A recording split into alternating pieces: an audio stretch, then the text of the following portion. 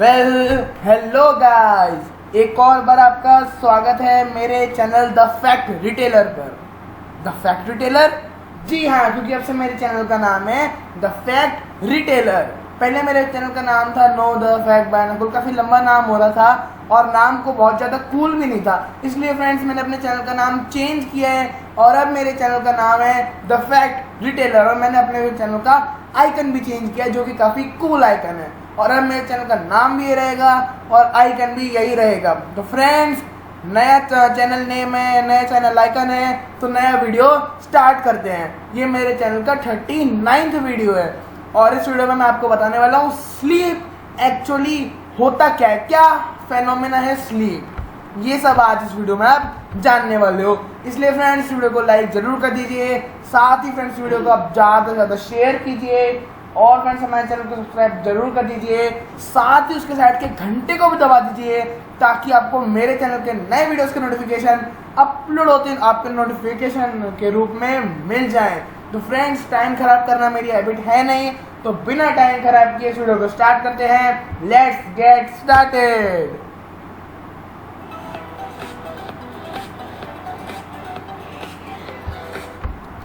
Friends, sleep होता क्या है?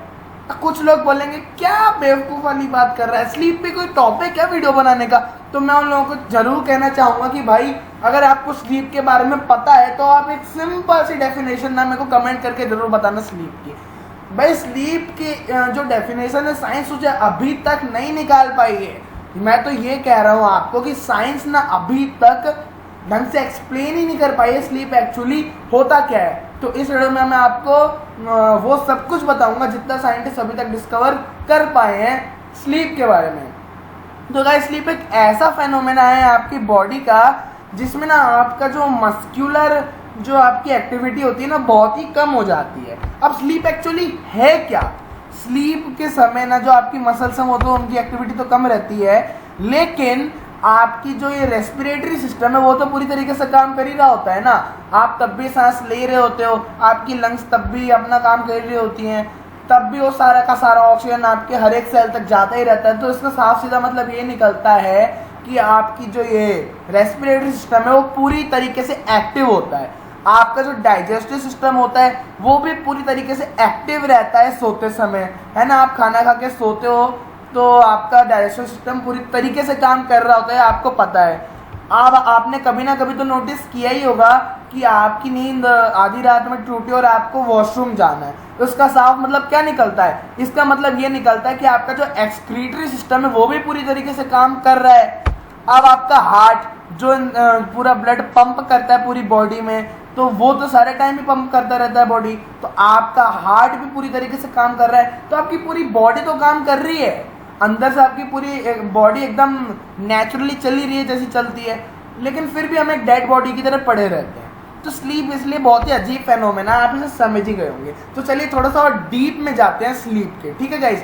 तो जो आपकी स्लीप होती है ना वो मोस्टली ना आपके ब्रेन के द्वारा कंट्रोल की जाती है। अब जो आपका ब्रेन होता है ना उसके दो पार्ट्स होते हैं। आपके ब्रेन का जो कॉन्शियसनेस के हिसाब से ना दो पार्ट किए गए हैं आपके ब्रेन के कॉन्शियसनेस के हिसाब से, ठीक है।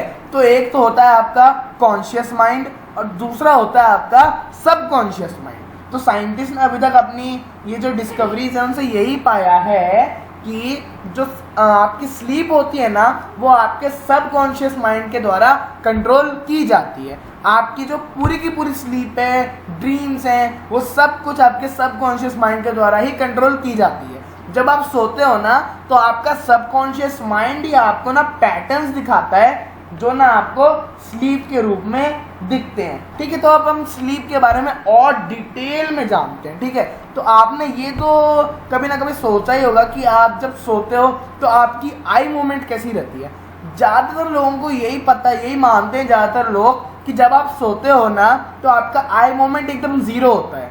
मतलब जब आप सोते हो तो आपकी आई बिल्कुल भी मूव नहीं कर रही होती है, अंदर ही अंदर वैसी की वैसी ही रहती है, लेकिन ऐसा नहीं है, क्योंकि जब आप सोते हो ना तब भी आपकी आई अच्छा खासा मूवमेंट दिखाती है। आप इस ग्राफ में देख सकते हो कि आपकी आई कितना ज़्यादा मूवमेंट दिखाती है स्लीप के दौरान, ठीक है। अब स्लीप के थोड़ा और डिटेल में जाते हैं, ठीक है। अब जानते हैं कि स्लीप किन किन तरह की होती है। तो जो स्लीप होती है ना, उन्हें साइंटिस्ट ने ना 2 पार्ट्स में डिवाइड किया आपकी स्लीप को, ठीक है। एक होता है रैम स्लीप और दूसरा होता है नॉन रैम स्लीप, ठीक है। अब रैम का जो फुल फॉर्म होता है ना, वो होता है रैपिड आई मोमेंट, ये होता है रैम स्लीप का फुल फॉर्म। और नॉन रैम का फुल फॉर्म होता है नॉन रैपिड आई मोमेंट। तो आप नाम से समझ गए होंगे कि रैम स्लीप में ना आपकी आई का जो मोमेंट होता है ना, बहुत तेज होता है। मैंने आपको पहले भी बताया है कि आपकी जो आई होती है ना, उसका मोमेंट रहता है आपकी स्लीप के दौरान भी। तो रैम स्लीप में ना उसका मोमेंट बहुत ज़्यादा रहता है, लेकिन नॉन रैम में उसका जो मोमेंट होता है काफ़ी कम होता है तब भी जीरो नहीं होता है, बिल्कुल हल्का हल्का होता है, लेकिन बहुत ज़्यादा नहीं होता है। जो आपको ड्रीम्स आते हैं ना सोते समय, वो आपकी रैम स्लीप के दौरान ही आपको आते हैं। आपको कभी भी ना नॉन रैम स्लीप में ना सपने नहीं आते हैं। अब एक और बहुत ही इंटरेस्टिंग बात यह कि आपको सपने सिर्फ रैम स्लीप में क्यों आते हैं, तो इसका भी एक साइंटिस्ट ने आंसर निकाला है कि जब रैम स्लीप में आप सोते हो ना, तो आपकी जो सबकॉन्शियस माइंड होता है ना, उसकी एक्टिविटी बहुत ज़्यादा बढ़ जाती है।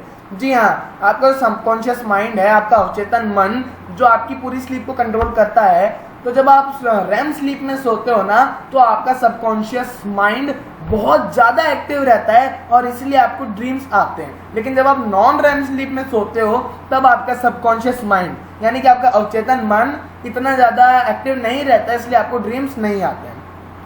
आप और भी कंपैरिजन देख सकते हो रैम स्लीप और नॉन रैम स्लीप का। आपकी जो मसल की एक्टिविटी होती है, ट्विचिंग, वो एक्टिविटी आप समझ लो, ठीक है। तो वो रैम स्लीप में काफ़ी ज़्यादा रहती है, लेकिन नॉन रैम स्लीप में ज़्यादा नहीं दिखती है। आपकी जो हार्ट बीट होती है ना, हार्ट रेट, वो आपकी रैम स्लीप में आगे पीछे होती रहती है, लेकिन नॉन रैम में काफ़ी स्टेबल होती है, कम ही होती है, ठीक है। आपका ब्लड प्रेशर भी फ्लक्चुएट करता रहता है रैम स्लीप में, लेकिन नॉन रैम में वो काफ़ी बैलेंस्ड रहता है। आपका रेस्पिरेशन प्रोसेस वो भी तेज कम होता रहता है रैम स्लीप में, लेकिन नॉन रैम में काफ़ी बैलेंस रहता है। आपका बॉडी टेम्परेचर भी कम ज़्यादा होता रहता है रैम स्लीप में, लेकिन नॉन रैम स्लीप में वो स्टेबल रहता है। ये न्यूरो ट्रांसमीटर, ये बहुत ज़्यादा डिटेल में बात चली गई है, इसलिए इसे मैं एक्सप्लेन नहीं करूँगा। तो गाइज, एक और बहुत ही इंपॉर्टेंट बात है जो जाननी चाहिए आपको, कि जो आप रैम स्लीप में सोते हो ना, वो आप सिर्फ और सिर्फ 20% आपकी नींद होती है रैम स्लीप में। आप जो सोते हो तो 80% आप सोते हो नॉन रैम स्लीप में। आप सिर्फ और सिर्फ 20% ही सोते हो रैम स्लीप में। जब आप सोते हो तो विदिन 90 मिनट्स यानी कि 1.5 घंटे के अंदर ही आप रैम स्लीप में चले जाते हो, और फिर 10 मिनट के अंदर ही वो रैम स्लीप टूट जाती है। उसके बाद कभी कभी जाते हो रैम स्लीप में, कभी नहीं जाते हो। एक जो एडल्ट होता है ना, वो सिर्फ और सिर्फ 20% ही रैम स्लीप में सोता है, लेकिन जो बच्चे होते हैं ना, वो 50% तक भी सो लेते हैं रैम स्लीप में, ठीक है। अब आपने रैम और नॉन रैम के बारे में काफ़ी डिटेल में जान लिया है। आपने जान लिया कि जो ब्रेन होता है आपका सबकॉन्शियस माइंड, उसकी एक्टिविटी बहुत ज़्यादा होती है रैम में, नॉन रैम में नहीं होती है, इसलिए आपको ड्रीम्स भी रैम में आते हैं, नॉन रैम में नहीं आते हैं। आई मूवमेंट भी काफ़ी ज़्यादा रहता है रैम स्लीप में, लेकिन नॉन रैम में काफ़ी कम रहता है। बस यही कुछ बातें जो आपको रैम और नॉन रैम के बारे में याद रखनी चाहिए। अब आपने रैम नॉन रैम जान लिया, अब जानते हैं स्लीपिंग स्टेजेस के बारे में। तो साइंटिस्ट ने आपकी स्लीप को ना 5 अलग अलग स्टेजेस में डिवाइड किया है। तो जो पहली स्टेज होती है, वो होती है कच्ची नींद वाली, लाइट स्लीप। आप देख सकते हो अपनी स्क्रीन पे, जब आप सोते हो, जब आप स्टेज 1 में सोते हो, तो आपकी नींद ना बहुत ही कच्ची होती है, जो जल्दी टूट सकती है। जब आपकी नींद स्टेज 2 में चली जाती है, तब आप धीरे धीरे आपकी बॉडी ना आपको रेडी करती है डीप स्लीप के लिए, गहरी नींद के लिए, लेकिन तब भी आपकी नींद होती है कमजोरी होती है तब भी आपकी नींद।